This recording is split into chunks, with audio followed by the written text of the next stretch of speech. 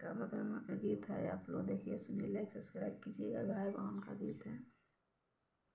हर भाई अपना बहन अपना भाई से बोलती है। सुनिए आगे क्या होता है। सब दिन रहला भैया देश विदेश, सब दिन रहला भैया देश विदेश, आजू आइल भैया बहिनी के देश, आजू आइल भैया बहिनी के देश। सब दिन रहला भैया देश विदेश, सब दिन रहला भैया देश विदेश, आजू आइल भैया बहिनी के देश, आजू आइल भैया बहिनी के देश। ले आइहा ए भैया रेलवे पर के जुड़िया, ले आइहा ए भैया रेलवे पर हमारा ही देश बहिनी जुड़िया मांगिया, हमारा ही देश बहिनी जुड़िया मांगिया, छोड़ी दाना हे बहिनी करमा बरतिया, छोड़ी दाना हे बहिनी करमा बरती, तोहरे ही जुड़िया भैया तोहरे ही बड़ावा, तोहरे ही जुड़िया भैया तोहरे ही बड़ावा, ना छोड़बो ए भैया करमा बरतिया, ना छोड़बो ए भैया करमा बरती।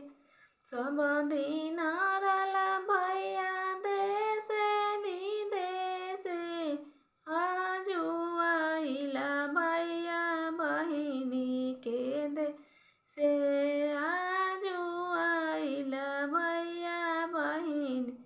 ले आइहा हो भैया सेउआ नारंगिया, ले आइहा हे भैया सेउआ ना, हमारा ही देश बहिनी सेउआ महंगिया, हमारा ही देश बहिनी सेउआ महंगिया, छोड़ी दाना हे बहिनी करमा बरतिया, छोड़ी दाना हे बहिनी करमा बरती, तोहरे ही सेवा भैया तोहरे ही बढ़ावा, तोहरे ही, मतलब भाई कितना ही करेगा तो बहन कभी भी आशीर्वाद देती है भाई को।